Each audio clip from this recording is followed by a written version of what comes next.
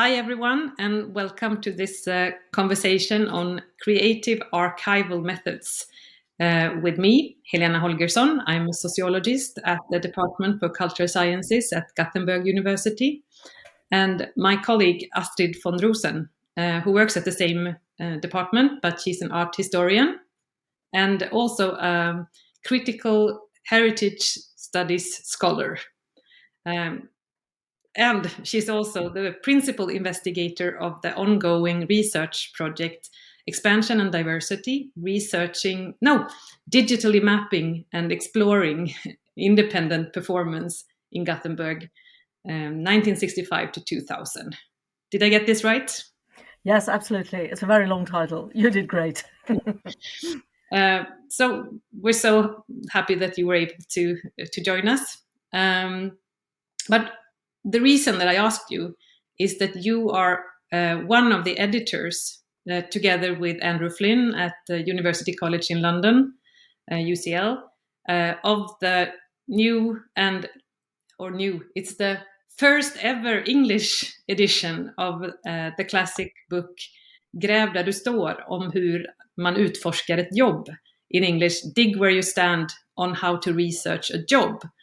That was originally published in Swedish in 1978, but is now actually being printed. Yeah, We don't know if it will be released this year or in the beginning of the next year, but it's in print in English for the first time. And I'm going to ask you a little bit more about this book project in just a bit. But I thought maybe we should start just to try to introduce Sven Lindquist and this book to European students in social science and the humanities in 2022. How do we do that? Yeah, thank you very much, Helena, for the introduction. And I'm really, really pleased to be here and be able to talk to, new engaged students and other people.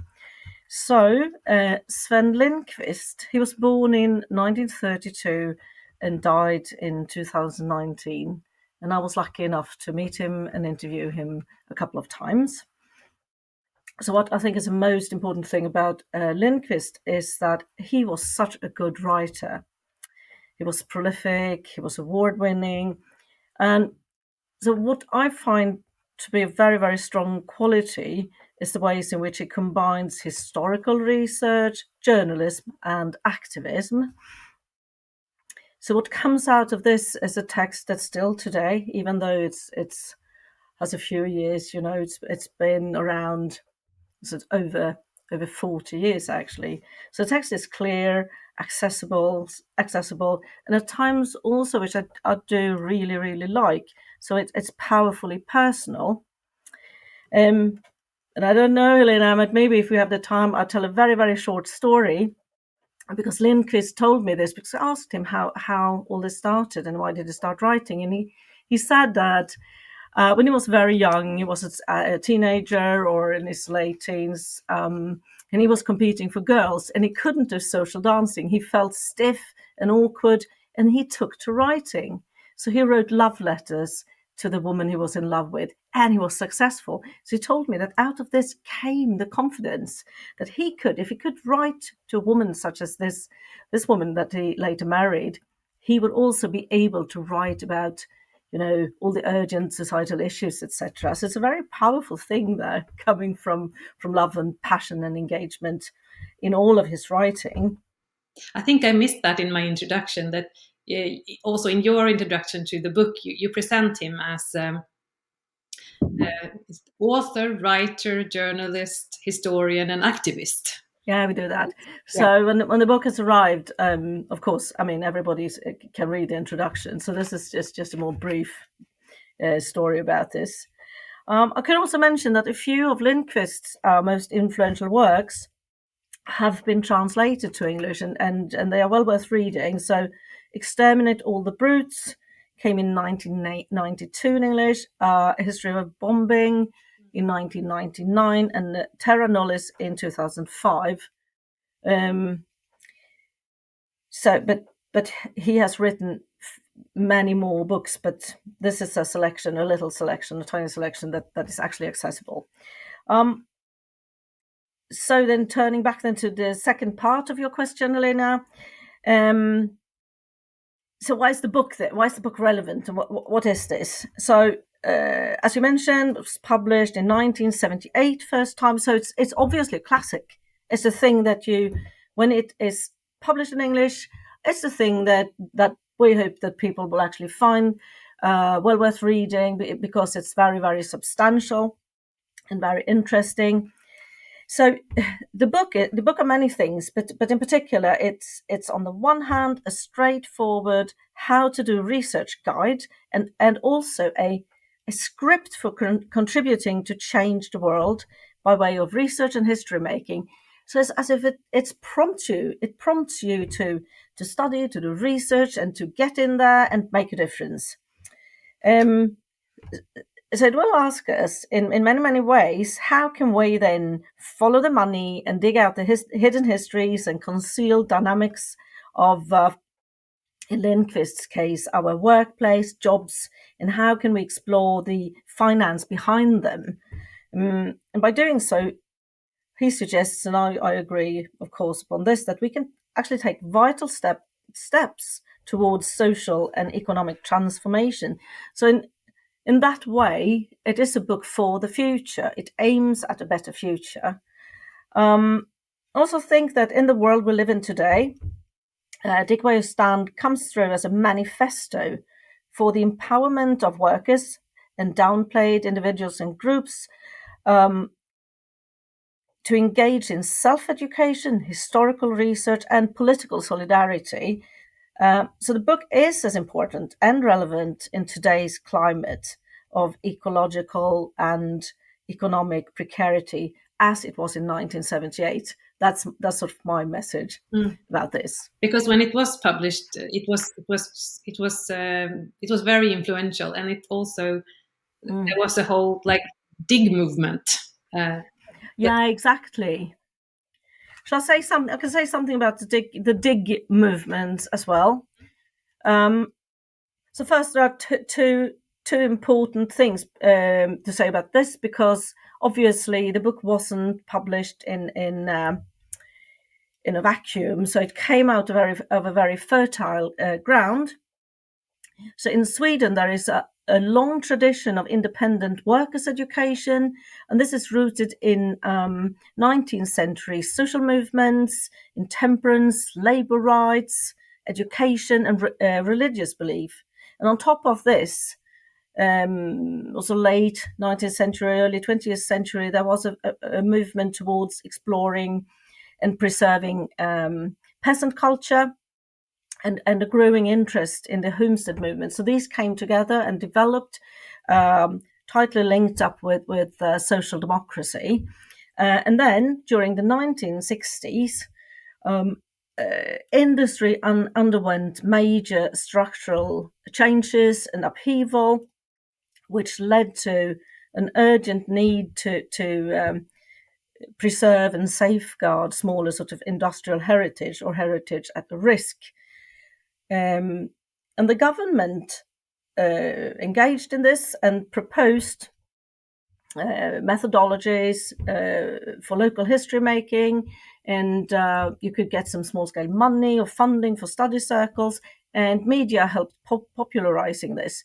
So when Lindquist arrived and wrote his book, the dig movement was already existing. So looking at it as or giving it a time frame, it existed. It was a social movement that existed from 1975 approximately, and for 10 years, so up to 1985. It was a huge, widespread movement where hundreds of thousands of people were digging, and they were involved in local study circles. And what makes it into a social movement is also that they actually they shared social democratic values. It was a sort of, I can talk about a collective identity. It was a leftist zeitgeist also holding this together. So people had a very strong motivation to take action. And then we can also mention that this included artistic activities, writing groups, exhibitions, writing of theatrical plays, etc. So it was quite big. It was not only about historical research in a more narrow way. So it links up with creativity, etc., and artistic practices, which is very, very interesting. Yeah, I think that's what I have to say about the dig movement, Helena. Did you miss anything? Don't you talk about that or write about that in your introduction? That maybe if you would see a dig movement today, or maybe I think you address that there we now have like kind of a very different labor market. Yeah. Yes. With precarious jobs and like a gig economy, and there's a lot of digging that would need to be done. Yeah, that's right. There is an ongoing and I would say quite strong revival. So our period sees a widespread use or interest in what can be described as democratized knowledge production, and in particular participatory approaches and community-based research practices. I think this is a very strong ongoing movement linking up with the precarious, globalized situation we live in. So of course this makes the book even more relevant. And how does it differ from as an archival researcher in this field? What is specific with this book, or like how does it stand out? I mean, there's a lot of publications on these issues. I'm not sure. It's very difficult to answer that because I haven't obviously not read all the other books. But I can say that what I said before, Lindquist's writing and the level of ambition in the book, I think his writing is hugely important, and also the way the book is constructed. It comes through as a critical montage to set history in motion, and it's, I think, so that's one dimension. And when I've read it and engaged with it, I do think that Lindquist's approach to archives is actually very, very tightly linked up with today can be termed as critical archival research. So there is a broader understanding of archives and records. There has been certain critical updates, etc. So I do think that it works really, really well to read Lindquist's book in relation to the recent research front. And I think we could maybe talk a little bit more about that towards the end, if we have the time. Yeah. So I was just thinking about the book, like what the central message that Lindquist had and has, and what his best practical advice for workers who wants to start digging. Could you say something about that? Absolutely, Helena. So Lindquist is a lot of sort of important one-liners in the book. One of them is like this. He says that history is too important to be left to the historians. So he wants to distribute research to other people, and he says that workers are experts on their jobs. So the central idea underpinning Dick Way of Stand is that doing history work is a necessary and significant contributory factor in achieving social, political, and industrial change, and indeed in fashioning a new world. So the book conveys the idea that everyone, not just academics, can learn how to, and of course also benefit from, critically and rigorously explore history, especially their own history. So it's really about history from below, one can say. And then before we move on to more things that you've been doing in your research project, I want to talk about that too. But I want to ask first about if you could tell us a little bit more about this book project and the process behind it. You've been working with this for such a long time. Oh yes, it's like I'm so happy now that it's about to be finalized. It's been a lot of work, obviously.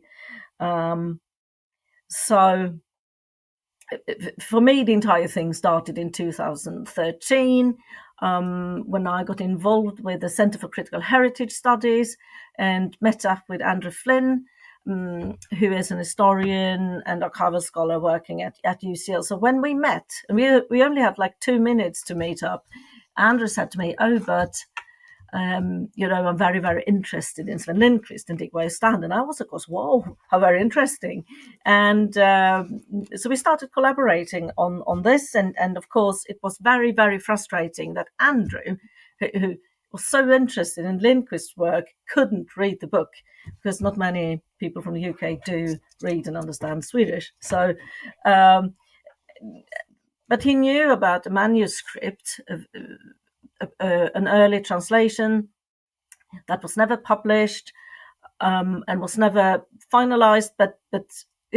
So we got that early translation out of an archive in Amsterdam, and then it was a lot of work to transfer that PDF file onto a Word file and clean up all the mess that came out of that. So it was an endless job. And I remember sitting at airports, going to conferences, trying to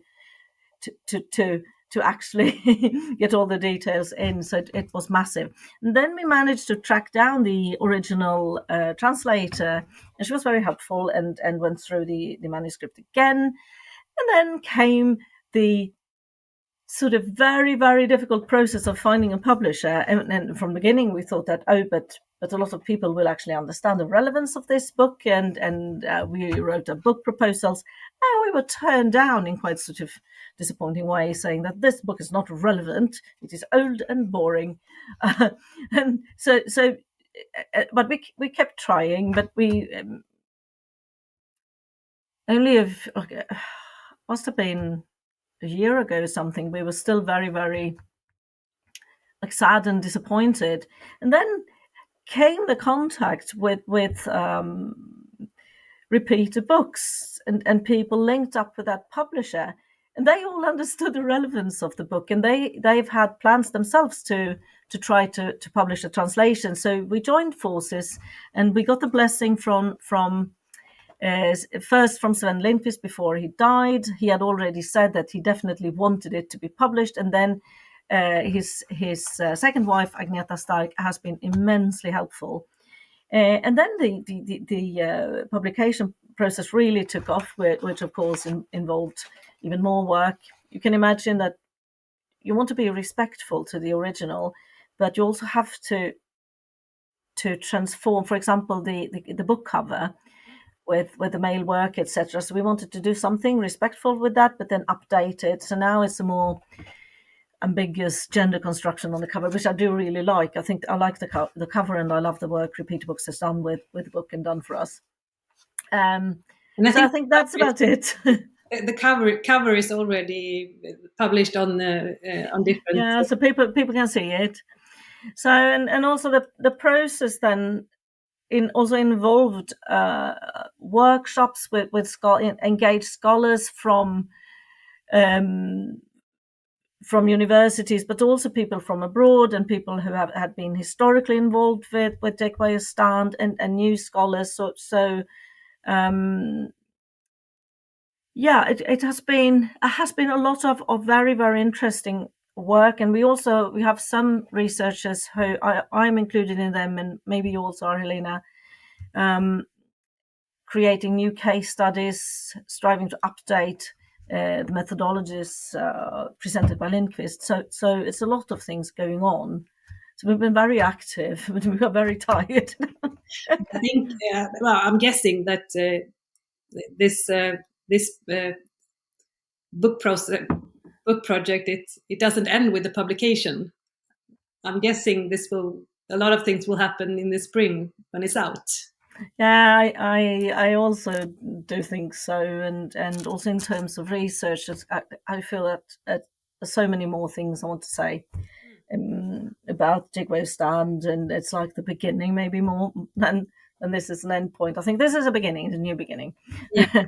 so we'll see what happens when it gets out there. Yeah.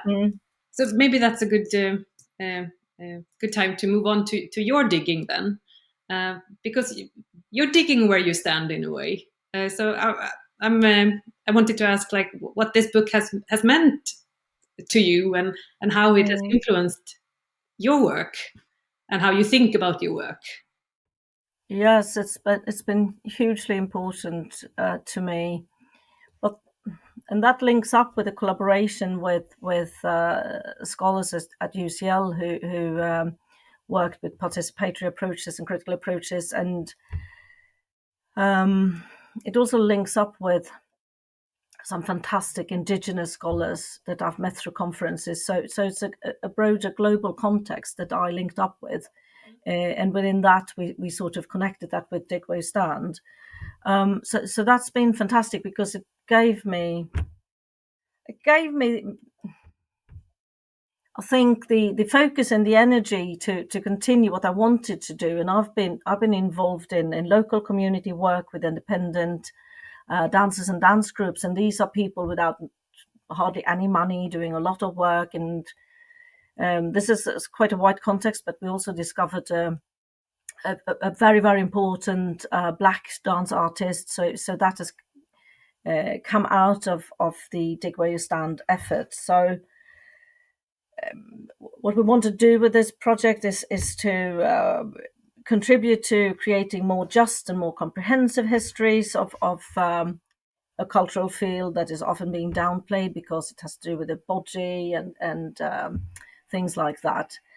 And also it has, by and large, these histories, they have by and large been left out of academic performing arts history. So what we did, or I did, instead of exploring, like Lindquist did, cement workers, we turned to dance workers. And I must also add that, I mean, you are a dancer. You used to. Yeah, no, I've been a professional classical and contemporary dancer. So it also has to do, of course, with my own legacy and history and the context I worked within. So that was a job I had before I became an academic. So it's of course also a digging really where I dance or where I stand. That's true, yes. So then the book has continuously been like a dialogic partner, I think, that you can talk with or read, providing inspiration. So I think that's a very lasting thing. I still find it very. You will all discover new things all the time as well, see things in a new way. So I do think that the language and the prompting quality of the text and also all the individual examples, it's really powerful. And I've also tried to explore that a bit. So I think what the book does, but this is my interpretation, it's that it sums up to a critical montage where bits and pieces, all the bits and pieces in all the chapters, they set history in motion, and it's like critical creative juxtapositions that can manage to powerfully challenge, as we have talked about, Helena, the thick web of canon production. It challenges is that, and it can tear it apart in a way. So I do. So that's the way I interpret the book or read the book, and you can see all the bits and pieces of it, the visual images, Lindquist's examples, what he wants us to read, the sort of really dry economic tables, etc., that I think you as a sociologist are sort of more capable of handling maybe. So it's also good to collaborate, which Lindquist also says. Yeah, but maybe we should then come to like for the last few years we've been working together in the project expansion and diversity. So maybe we could specify like this project that is kind of the result of this work that you started like maybe 10 or 15 years ago.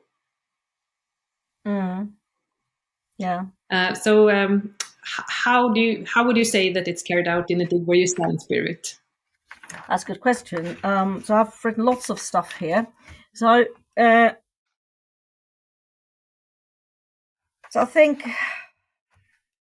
Okay, so I'll start with a quote from Lindquist. So he says, "Those who are to conquer the company must also conquer the picture of the company." So that's a really vital source of inspiration to me. And then he says, "A new picture must be created, a picture that has the work and the workers at the center." So this idea of conquering the picture and creating a new picture has inspired me and the other scholars really to see in what ways can we contribute to creating, crafting new histories. Of course, not of cement plants and workers, but of dance. In my case, of dance companies and dance workers, and also like more performing arts companies, etc. So it all had to do with contributing to changing a very sort of a picture where they didn't exist. So that's the driving force. But also like in a more direct and sort of activist way, using a dig where you stand approach meant that we would start locally, which is, if you live in Gothenburg, which is not the capital of Sweden, it's an important step to take, to decide that we will apply for using Gothenburg as the center of our research, instead of feeling that, oh no, maybe it's like not relevant, or is the periphery, or it's something like that. So dig where stand really emphasizes that stay put where you are and explore that context. Of course, in dialogue with international research and so forth. So it's not about locking yourself up in the local. It's quite the opposite. Explore the local, and you look at the dialogue and the connections and international connections and all the, I mean, in this context, all the fantastic people coming also into the context, contributing knowledge. So that's one thing. So what we've done then, we explored this. So we would consequently add new people. We would add new performances and performance spaces to a digital research database, and this is of course something that Lindquist couldn't do in because they didn't have digital research databases. But we do this. But what's important with the database and the digital is it's not an object or museum database based on collections that exists. It's quite the opposite. So this is a dig where you stand database drawing on what we find when we explore a context that perhaps might not have a lot of things that have been preserved, etc. So it's a database driven by research questions, which is, it's important to mention that, because people tend to associate databases with what collections and archives and museums often do, but this is a different thing. So it's a powerful dig where you stand database that we have created. I must say, I never worked in such a database before, but since we work with Center for Digital Humanities at Gothenburg University, they also create this database for us. So yeah, in collaboration with us, it's been it's still ongoing. The collaboration, so it's not easy, but exactly. But also that we are able to make notes, like for about things that we're not sure of, or like how we made different decisions, and notes for future researchers. And we're also able to include alternative narratives. Yeah, that maybe that tell a little bit of a different story than we do, but we can include that also in the database, and people can read them parallel to each other. So I think that's amazing. I think that's a really good example, because, and I can add to that, because so what we would do, we would prioritize talking with the oldest and most frail people first, to ensure that their knowledge, memories, bodily experiences, and feelings would not be lost.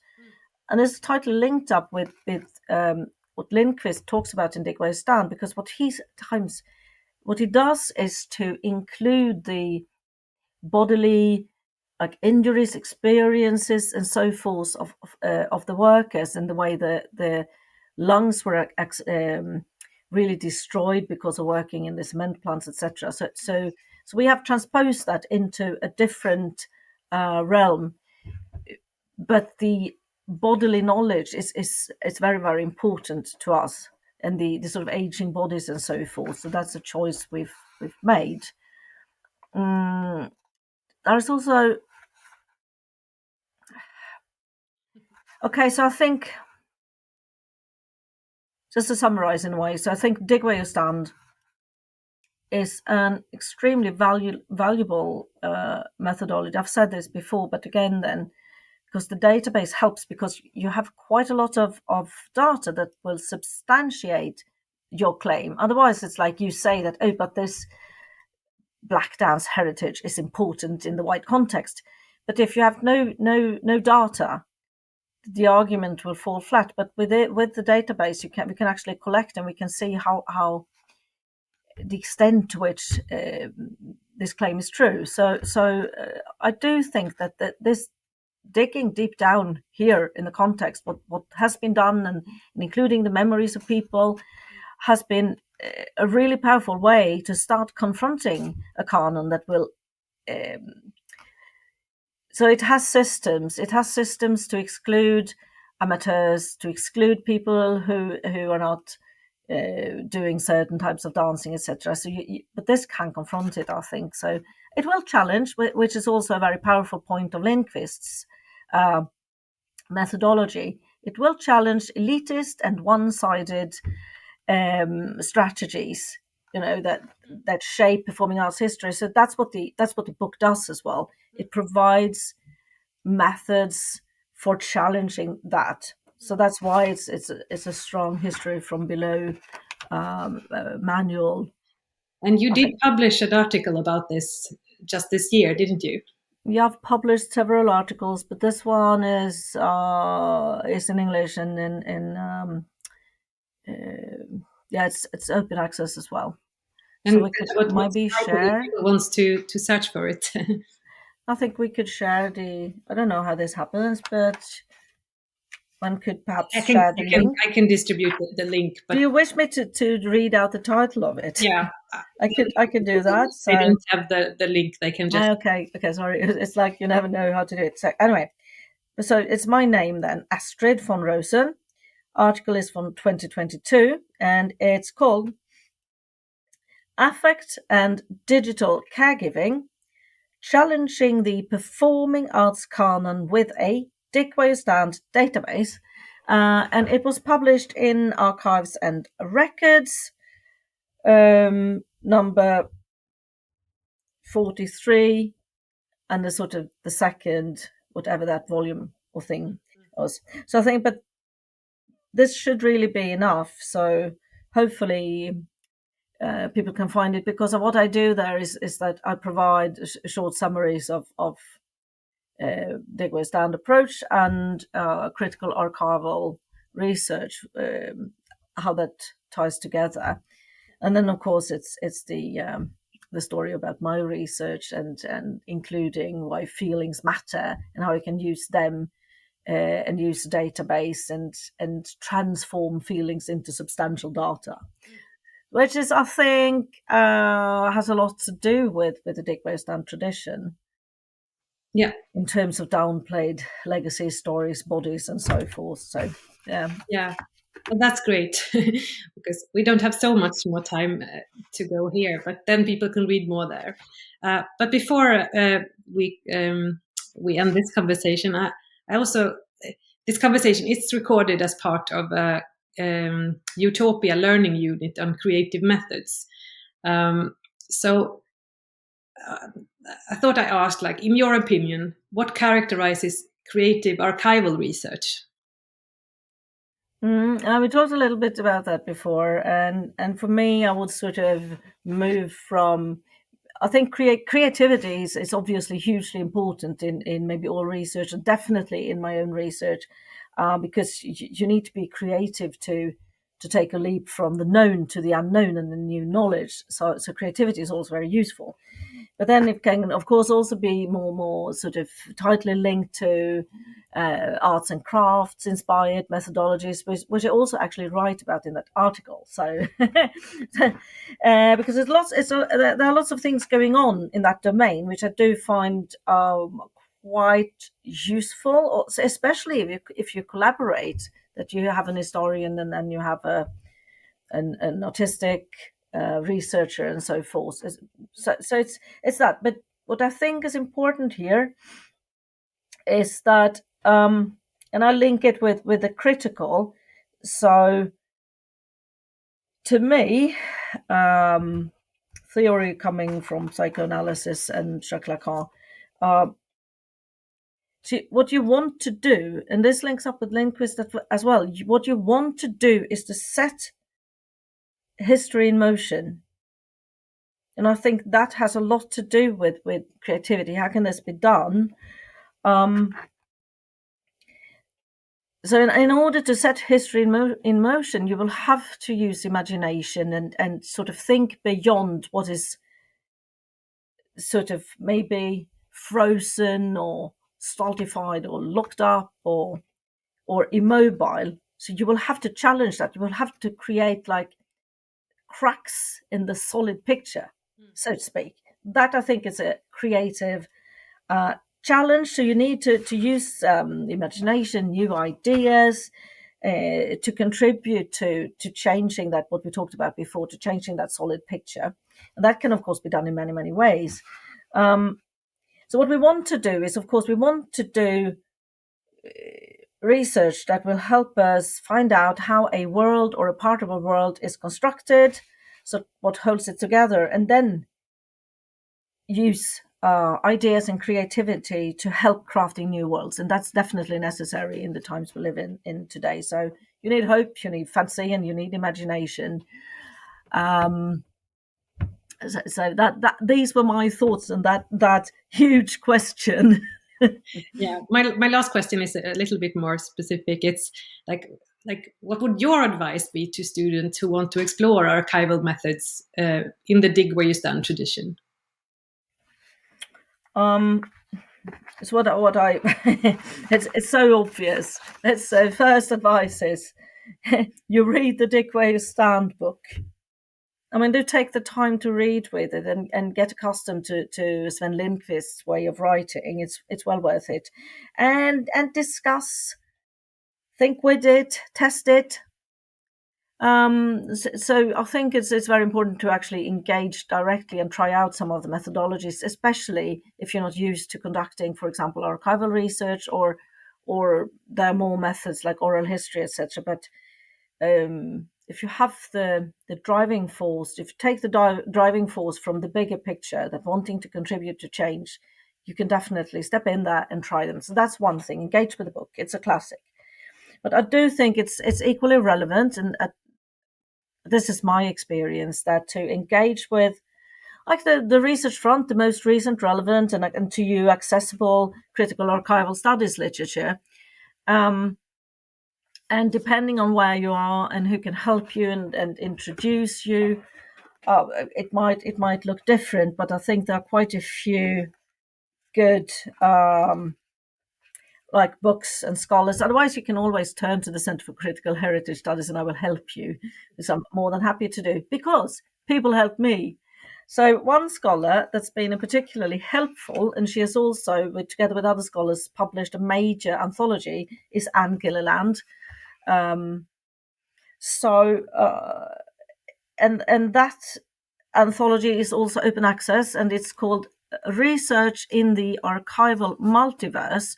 And in that you will find many individual chapters depending on your own area of interest.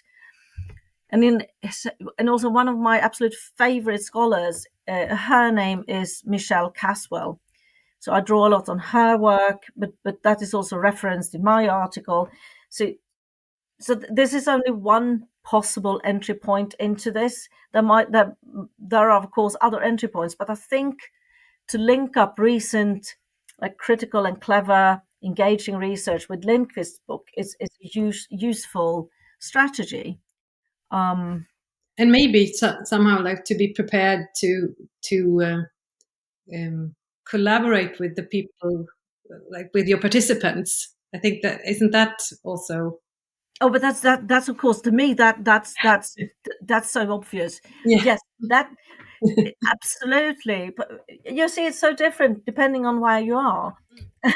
What you think. So it's the entire participatory approach, and also distributing power and acknowledging, and this has happened, of course, with the dancers I collaborate with. They are obviously experts on their own job, which means that I'm not the expert on their job, but I might be very good and useful in techniques of writing up history, for example. So you have to be very clear on your capabilities, and then you might move towards the expertise and engage with that, and then sort of again move into where you have your expertise. So of course you learn during a process.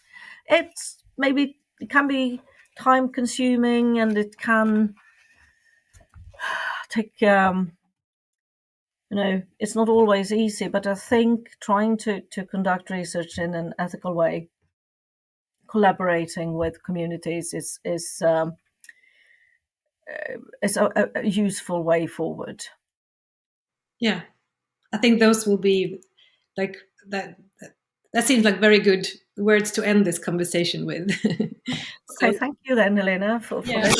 inviting me. I want to really thank you, Astrid, for taking your time to talk to me this afternoon. And also, I want to thank everyone for listening. Yeah. So, thank you all. Goodbye. Goodbye.